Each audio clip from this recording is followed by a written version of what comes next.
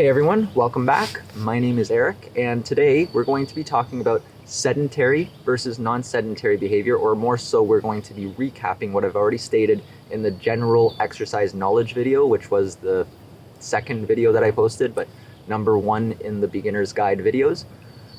And then afterwards, we're going to be covering how muscles grow, because we've already talked about why exercise is important, but now we need to understand how muscle actually grows. And it correlates pretty well with sedentary versus non-sedentary behavior, because you need to move in order to get good results, but you also need to take it easy to let those results set in.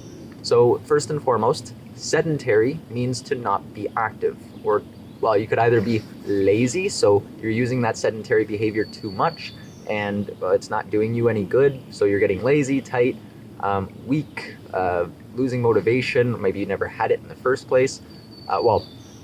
Confidence, you usually lose confidence. That's something that you can gain, but it's not easy to gain, but it's still possible. And then non-sedentary, which means to be active, to actually move, to use your body and to exercise, or hopefully exercise anyways. You could also just be walking a lot. It becomes more important though throughout your life to do things that use your muscles more, just because you will then get weaker in those movements. And that's what we're kind of going to talk about, is why balance in an exercise routine is important. And then I said the numbers in the last video. So usually I would recommend about 50-50 on the sedentary, non-sedentary. That scale and spectrum is going to look different based off of your unique needs. But if you are sedentary for more than 60 to 70% of your average day, then that will cause problems in the future. But that same problem goes for non-sedentary behavior as well, because if you're non-sedentary, or if you move too much, that means that if you do more than 60 to 70% of non-sedentary behavior in your daily living, well, that can cause problems too, like arthritis and joint problems, and maybe you get tendonitis and aches and pains in your joints, and it really just, it's another problem. It's another end of the spectrum that we don't really think about, we're not taught about, and that's why it's important. That's why I'm talking about it. So I'm going to get right into the exercise, or the how muscles grow. But in order to start with that topic, I'm going to be starting with the stages of change. If you've never heard of that, it really just is a ladder of how we change our habits in our daily living. So the first on the list is pre-contemplation. So to not think about it at all. We're not thinking about changing whatsoever. We don't really have that in mind. We might know about it. We might have heard of it. We might have been told, hey, you need to make a change, but we don't have any desire to change. And without that desire, like, you are your own person, but that just means that you're not going to get that same benefit as someone who did make that change. So that's where that idea comes from. But then after that, there's contemplation, which is the second one. You are then contemplating it. You are thinking about it. You are setting your goals. Maybe you need help setting those goals. That's where a trainer can help, or some other exercise professional, an exercise scientist, or someone like that. When you are in a contemplating state, you're not quite preparing, because, well, you are mentally. You're thinking about it, but you're not acting on it. So that's where then the next stage comes in. So to prepare, so the preparing stage. That means you're buying the shoes, you're getting the gym membership, you might be paying for the help because you're like, all right, I need help with this thing that I have no clue about. Maybe you used to do it. Maybe you're getting back into it. Maybe you were in the action phase, which is actually the next one, but then you terminated. So we'll get to that in a second, but you stopped, and then now you're back full circle. You are not contemplating, but then at some point you might contemplate and then prepare again. You can do a full cycle. This is one of those cycles that can be a vicious cycle. I wouldn't even call it vicious, because, well, it depends on you. Depends on the unique individual's perspective and, I guess, their daily living and what they're going through.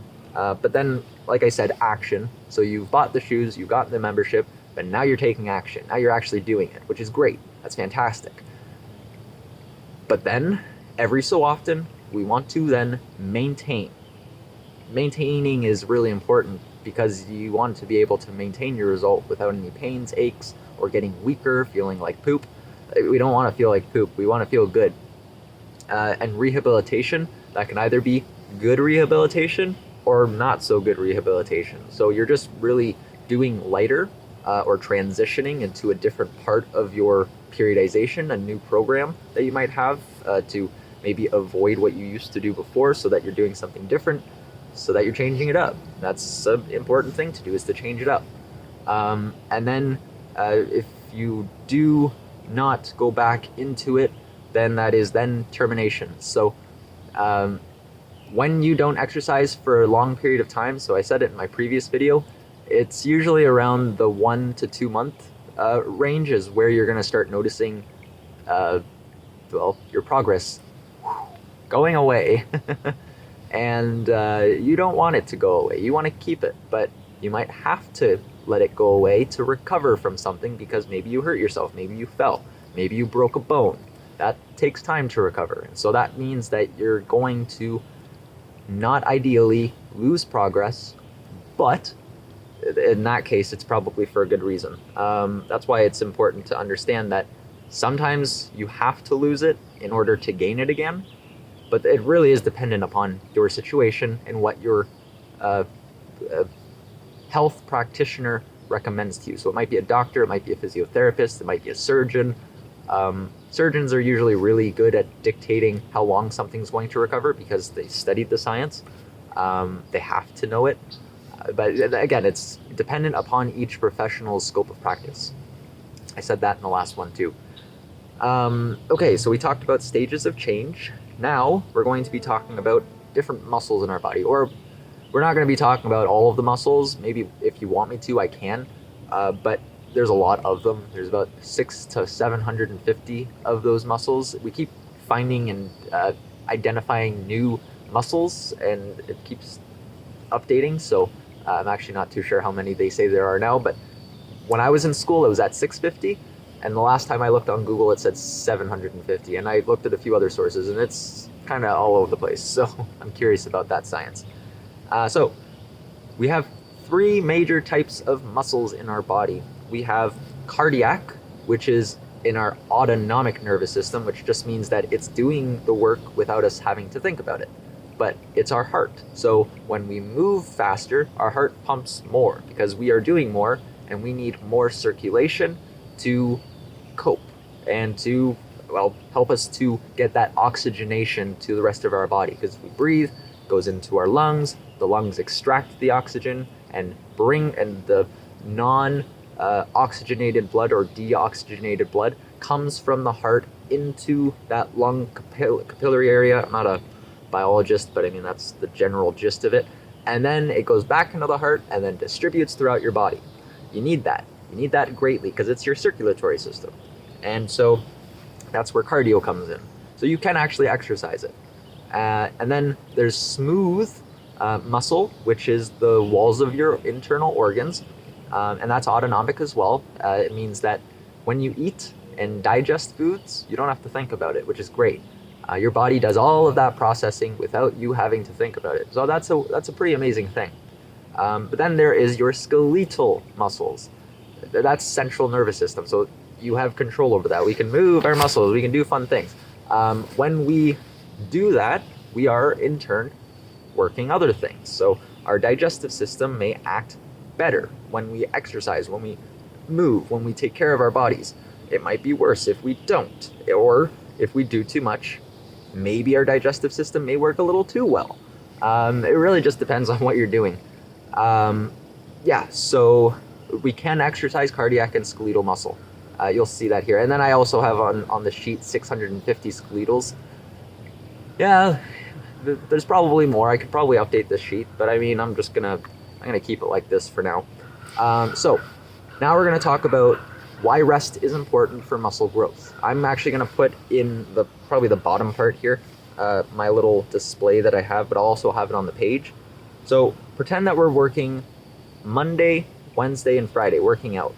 On Monday, in the first week, we do upper body in the Wednesday, we do lower body, and in the Friday, we will do upper body again. On that Monday, I have it on my clipboard here. I had to write it down. On upper, we're going to do push and pull. So this is a 3-day-a-week thing. So we're going to work mostly on the bench and the row. I'm not going to talk too much about any other exercises and complicate it more. I'm going to be more generalized right now. On the lower, you're going to work more of the isolated things like leg extensions, curls, maybe hip add and abduction. Then with upper, we're going to do isos as well. So then we're going to do arms. We could do laterals, frontals, maybe some rear delts. Yeah, and then on the second week, then we might do something like a lower body split on the Monday. So that would be squat, deadlift, more of a compound day. Upper on the Wednesday, which would then be more like maybe a shoulder press and a pull down, so working this movement.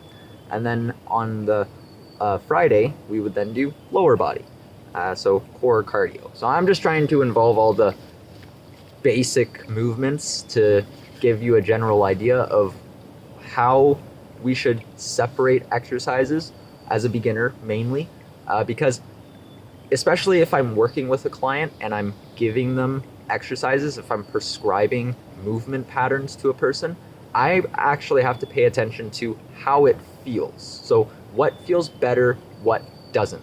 If there's clicking, if there's crackling, if there's discomfort, if there's pains, aches, or just you know that you shouldn't be doing it. When you know this, or when you have that idea, or when I teach it to you, it becomes more apparent on what you should do more and what you should do less. That was my job as a trainer, was to figure that out. At the very beginning, I sucked at it. I sucked so bad at it because I started training people when I was in my, I guess you could say, 5th year of exercising myself, 4th, 5th. No, I think that there should actually be more practice, like self-practice of your own well-being in schooling. So they teach us how, or they taught us anyways, I don't know if they've changed it, I hope they have. They taught us how to take care of other people in school, which is great. You should learn how to take care of another person. But I've learned that you cannot take care of another person without taking care of yourself. So that's why I think it's important to work with someone who has more experience with both training themselves and training other people. But they also have to learn how to train themselves in school. So, or through having a trainer. That's where things complicate, because who knows your background? Your background could be that you were poor, you went to school, you studied fitness and health, became a trainer, you got really good at training other people, but then at some point that wasn't good enough. So you were good at the beginning, but then you weren't so good because then you realized that you didn't have that full understanding that you could have possibly had. So anyways, getting back to what I was talking about before. So having these as your basic idea of an exercise routine, the main idea that I'm trying to get to here is that having the break in between is extremely important for allowing your muscles to recover. So we're actually going to come back to this in a second, because now we're going to go into the why muscles grow part. But first I'm going to state that it's good to know when you're going to perform certain things, because then you can better prepare and see a better result afterwards. So if you don't prepare and you're just going into it gung-ho and you don't have a plan and you forget when you did it last and you're really just going based off of how you feel, that's where injury can come in. You can actually hurt yourself because you might forget, you might not remember, you might get busy with life and then be like, oh, well, I haven't done this in so long, and maybe you need it. Maybe you need to avoid that thing that you've been doing so much and you need to do more of something that you haven't done. It's important to remember that there's a requirement of balance. So it's good to know that you need to plan these things, and the more stressful it is, the more of a plan you should have. So number 2, exercise damages muscle fibers, signaling the body's repair response. So when you exercise, you are going to then cause the muscles to tear. So after that tearing, you are then going to have a response of fatigue. And what causes that fatigue is lactic acid. Lactic acid builds up in the muscle and causes your muscles to fail, to say no more.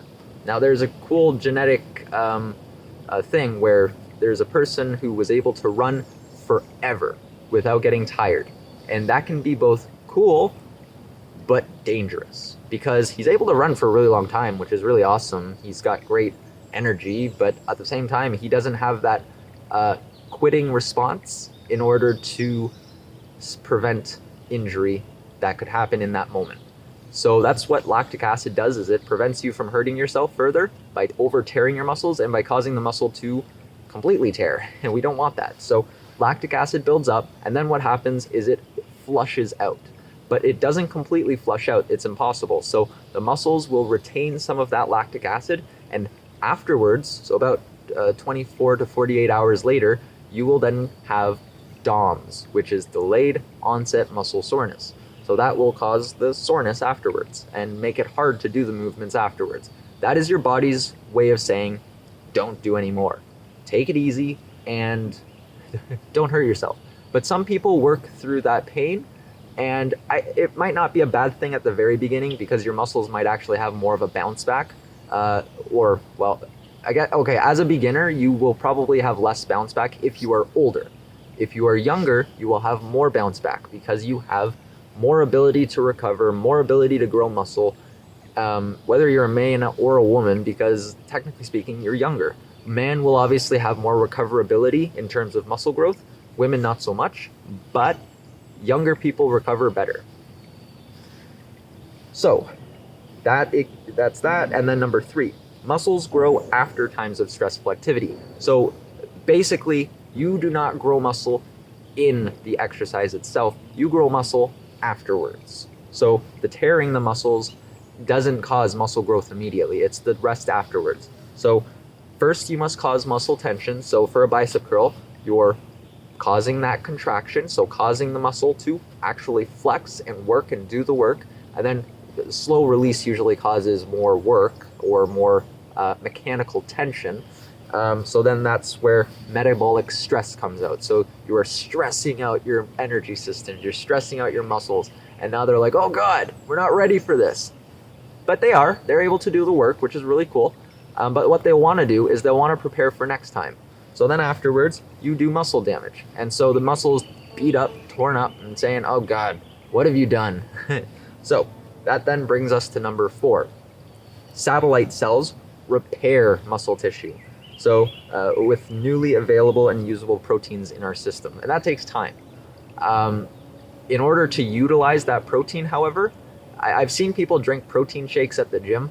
That doesn't do anything for right then and there. It might do something for afterwards. Yes, it's a quicker access to protein, but what you've eaten before is going to be that thing that actually is utilized throughout that muscle recovery period at the very beginning anyways. So usually eating 1 to 2 hours before an exercise is what's going to cause or help stimulate that greater muscle growth, or greater muscle growth stimulus. There we go. Got it out. Tablet turned off. So without eating a healthy, proper diet, it's also going to become harder to grow muscle, or to gain strength too, probably, just because you're not getting that proper intake of what you need in order to become stronger. So afterwards, it's really just rest and proper diet. So as your muscles are repairing, if you rest and take it easy on your body and then go back into it at some point, but afterwards, we'll get into the number soon, then you're going to notice your better results. I keep saying it, rest is important. It's one of those things that I didn't do much of at the very beginning.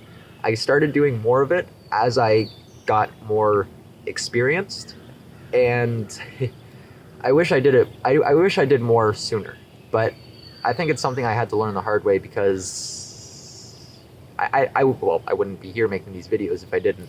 Maybe I would, but who knows? That future isn't here, so we're here right now in this future. So rest and proper diet helps growth in a big way. So we already talked about muscle tension, metabolic stress, and muscle damage, but then that's where the rest and respect comes in, because it really is a respect and a discipline to be able to recover That's why it's important to understand this. And it equals growth. So yeah, so usually you'd want at least 1 to 6 days off per week. So if you work out once a week, then yeah, that's 6 days a week off. But if you only have 1 day off, then that's about 6 days. But I wouldn't recommend 6 days to a beginner, because you're still learning how your body works. You're still learning the unique circumstances that you're working with, like what you should do more of, what you should do less of. I think that a beginner should work within the 1 to 3 range. Not anymore, because more can be in the future. But yeah, less isn't always ideal, but it's a good starting point. And then per muscle group, you'd usually want about 4 to 7 days off of a particular, I wouldn't even say muscle group, but movement pattern. So like, let's say for your example, your bench press, I said back in the upper body, lower body configuration that I had put down here, I'll put it here again. We did our bench press and row only once in a 2-week period. Same with our isometric exercises, or sorry, not isometric, isolated exercises. That's a different term for a different thing.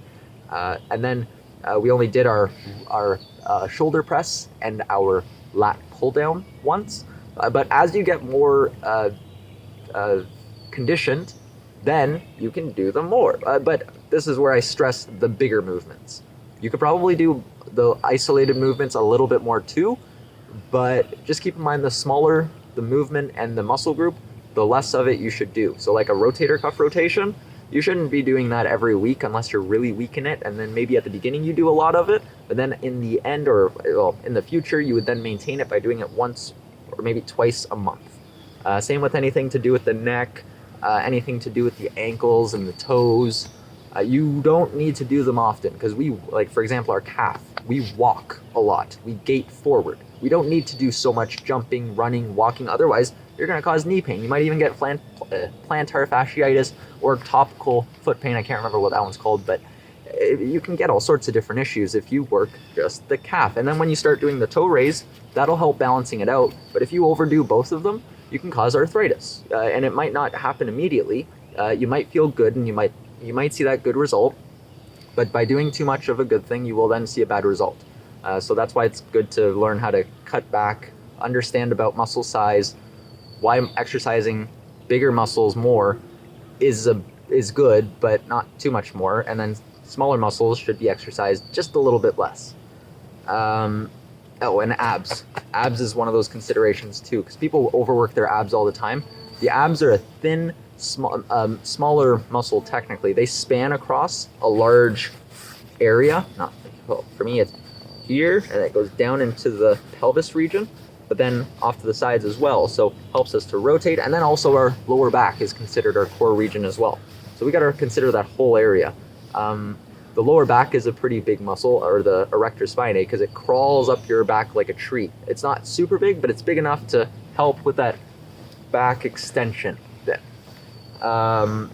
Cool. So now we're going to talk about muscle fiber types. So I'm only really going to talk again in layman terms, because I'm not the greatest when it comes to these types of ideas, but I know it well enough to tell you over YouTube. So there's 3 types, and so the first type is type 1, or slow twitch muscle fiber. It's more like a long distance type muscle fiber, or an aerobic type fiber. This is where we do more timed and distanced exercise. So it's a muscle group, or not a muscle group, a muscle type that is utilized more in doing things for a longer period of time. And then there is type 2A, which is fast twitch. That type of muscle is actually used more for compound movements, or hypertrophy, I guess you could say. It's more repetition and repetition measured. So, but the cool thing about it is that you still need to lift relatively heavy in order to achieve a fast twitch type, or type 2A fast twitch muscle.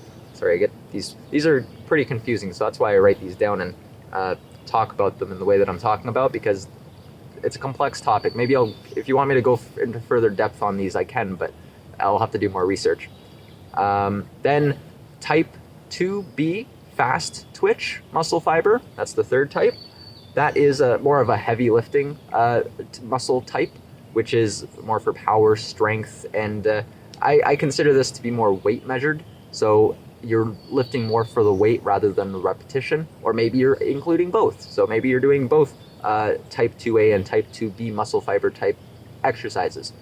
You might be doing type 1 and type 2B type exercises. So it really just depends on how you're training and what you're training for.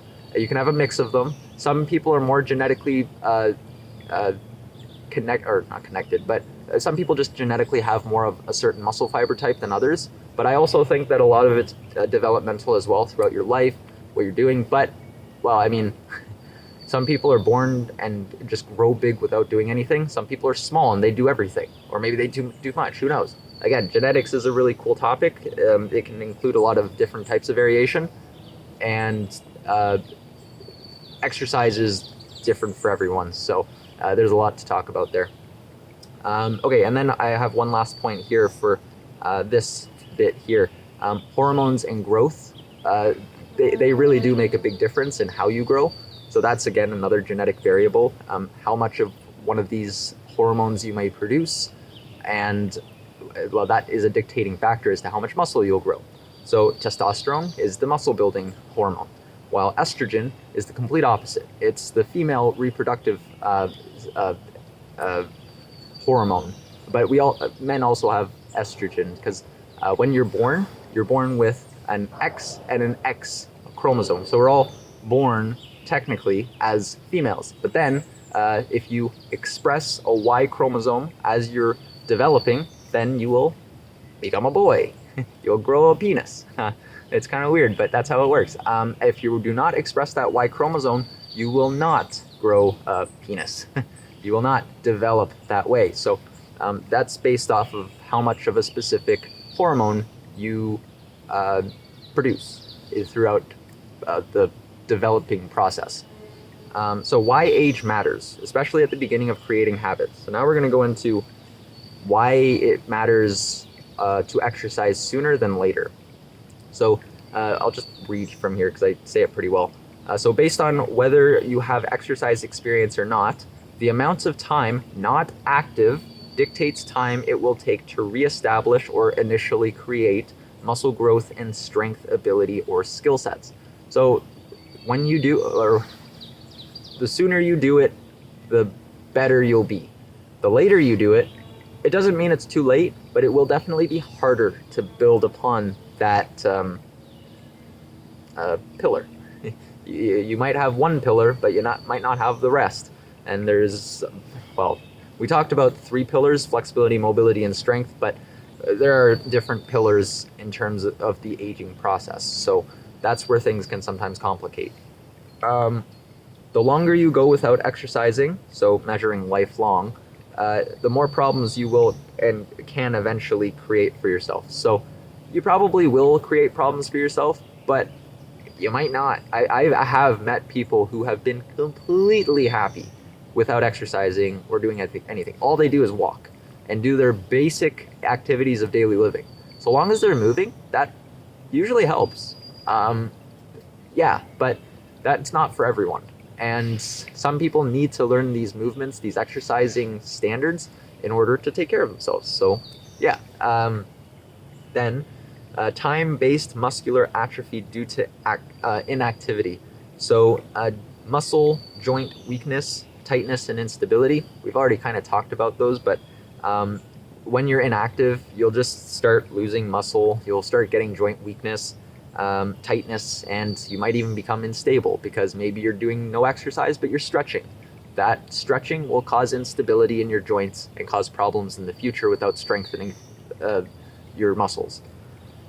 Loss of general ability, strength, and activity of daily living. So yeah, if you're not doing your activities of daily living as a bare minimum, then it will actually be harder to maintain those in the future. And then exercise rehabilitation wise anyways becomes more important. So yeah, that's why it's important to at least do your activities of daily living and walk. Poor circulation due to the lack of skeletal muscle tissue. Yeah, that's because our heart pumps blood out to our muscles, and then when we do exercise, we move blood back to our heart. So if we don't have much skeletal muscle tissue, well, we're just creating a problem. We're not creating that full circle, or whatever you want to call it, of give and take. So we need to do one and the other in order to see good results. Increased risk of developing osteoporosis, hypertension, cancers, heart disease, type 2 diabetes, workplace injuries, and slower metabolism. So all of these pretty much just come to the fact that you're not a very efficient person if you're not exercising or taking care of your body. You become less efficient physically, so your body just doesn't work the same way that it used to. That's pretty much why every older adult that I've ever worked with has said, it's just not like it used to be, or I'm not as strong as I used to be, or things aren't the way they used to be. Yeah, certain things are going to be different as you get older. Things can be harder, but there is a way of preventing, or not preventing, preventing its imminent loss. Because let's be real here, life happens, we're all gonna die. That's just how life works. But we are learning now as a society that it is not impossible, it's possible to live longer. It is so possible. And this knowledge is being kept behind a price barrier because the wealthy want this information. So that's why I'm releasing it for free. So that all that stuff is avoidable by eating right, doing exercise, getting your checkups from your doctor so that you know that you're okay medically. And then lastly, decreased sleep quality, libido, or maybe even the lack of, energy, immune response, mental health, and physical ability. So one of the big ones that I've worked with a lot is sleep quality. A lot of the people that I worked with had foggy brain or foggy mind. They didn't sleep well. They woke up in the middle of the night, sometimes had a hard time going to sleep. I learned that a lot of that was either because of water intake, which will actually be the next video, and that video should be a lot quicker because it's an easy topic, so I'm actually really excited to do it. They weren't drinking water. They might have been missing something in their diet. They might have been doing too much. They might not have been doing enough. Maybe it was something that was happening genetically, but I won't always just think about genetics. Mosquitoes everywhere.